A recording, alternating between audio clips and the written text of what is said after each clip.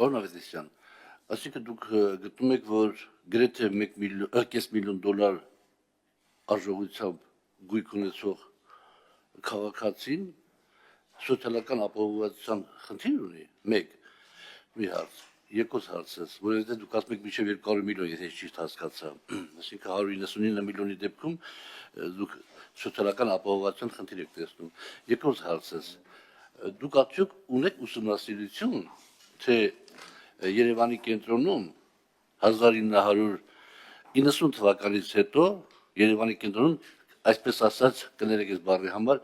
ինչ դեմոգրաֆիական փոփոխություն է տեղի ունեցել։ Այսինքն, քանի տոկոսն են նոր, այսպես կոչված, հայեր, որոնք գնել են այդ ձեր կողմից պաշտպանվածության անհրաժեշտություն ունեցող տատիկների, փափիկների տները եւ քանի տոկոսն է մնացել հին, այսպես կոչված, կենտրոնի բնակիչներ։ Այդպիսի ուսումնասիրություն ունեք, թե չունեք։ Նախ անդրադառնալով հարցի առաջի մասին։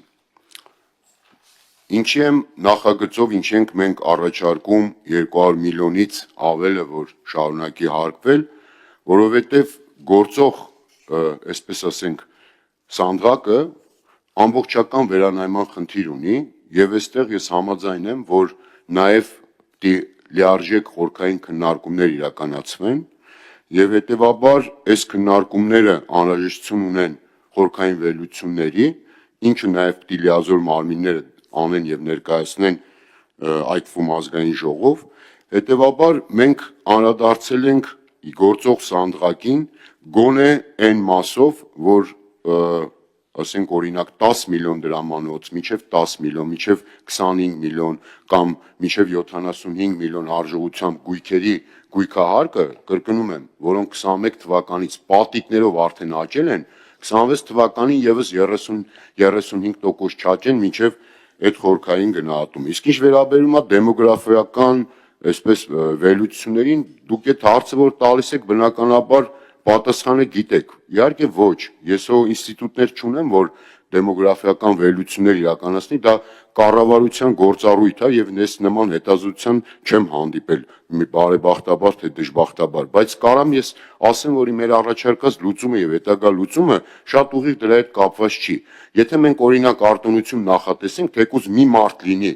որը որ ապրում է իր պապենական տանը, կենտրոնում, ասենք, որը ժառանգել է պապից պապ, ասենք, կառուցված 1920 թվականի շենքում մարդը ապրում է, հիմա այդ գույքահարկը այդ մարդու, ես այդ մեկը հաշվել եմ, ասենք մոտավորապես ամենամինիմումը կազմելու է տարեկան 350-360 հազար դրամ, այսինքն ամսեկան մոտավորապես 30,000 դրամ, այսինքն այնքան ինչքան նվազագույն կենսաթոշակն է։ Հիմա այստեղ մոտեցում պետք է, թե պետք չի, այո մոտեցում պետք է եւ նույնիսկ այդ մի քաղաքացու համար, այդ մի պապիկի համար մենք այսինքն կարանք այստեղ լուծում տանք։ Հաջորդը օրինակ արտոնությունն է, այսպես շեմի, չհարկվող շեմի։ Մենք սա սոցիալական կոմպոնենտ է, ասում ենք սա պետք է պարտադիր քննարկվի եւ ճիշտ չափ որոշվի չհարկվող շեմի համար։ Սրանք լուծման կարոտ հարցեր են եւ այս նախագիծը բուն նպատակը գոնե այս վիճակում կասեցնել է հետագա բարձրացումը եւ նաեւ ուշադրություն բևեռելը, որ եկեք նստենք մի հատ ամբողջական նայենք, ես խոսքիս մեջ նաեւ ասեցի, որ նախորդ ուրեմն հարկային համակարգը, նախորդ գույքահարկի մեխանիզմը ավելի կոշտ կամ ավելի բարձր հարկային ըստ էության հարկման ռեժիմ էր նախատեսում գերթանկարժեք գույքերի համար, քան այս մեկը եւ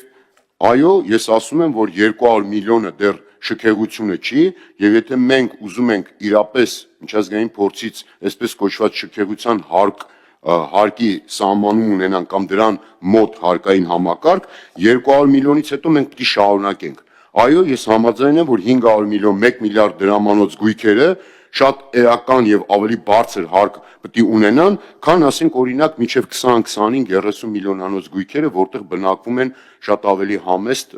այսպես կեցություն ունեցող մեր հայրենակիցները։ Սա է մոտեցումը, այսինքն այն նպատակը, որի սկզբանե դրված է, պարոն Աղազարյան, այս լուծումը այդ նպատակին համեմատ լուծում չի կարող համարվել։ Արձագանք ունեք։ Պարոն Ավետիսյան, ես ասենք որոշակի բան է, որովհետև ժամանակին այդ օրենքը որ ընդունում ենք, որոշակի ուսումնասիրություններ արել էի իհարկե, եւ շենքեր կան կենտրոնում, որտեղ 1-2 հին, ասես այսպես կոչված շուտանից ապրող բնակիչներ են մնացել, բոլորը նոր եկած կարող մարդիկ են եւ այլ։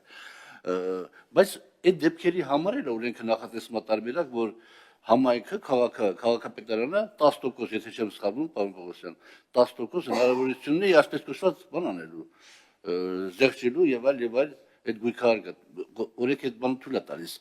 Մյուս հարցս, դուք գտնում եք, որ բանը ես լավ չհասկացա, որ 200 միլիոնից բարձրերի համար օրենքը ոնց որ կա այնպես էլ մնա, ոնց որ կա այնպես էլ մնա օրենքը։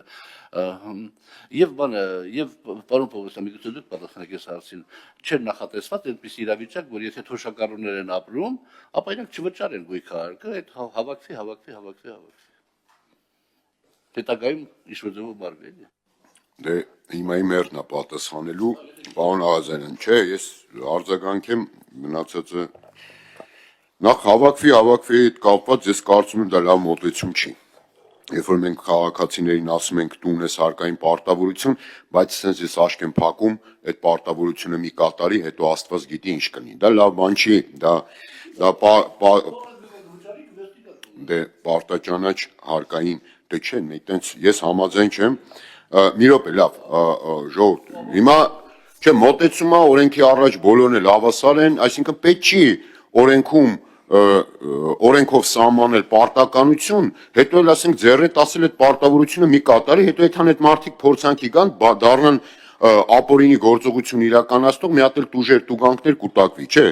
Խնդիրը հետևյալն է, ինչա թուղթն ու գրիչը ձեր ձեռքն է, ինչն է խանգարում, ձեր չէ հիմա, արդեն կառավարության, ինչն է խանգարում, որ վերցնեն այդ թուղթ ու գրիչը, այդ արտոնությունները նախատեսեն եւ մարդիկ օբյեկտիվորեն օրինական այդ արտոնության ռեժիմում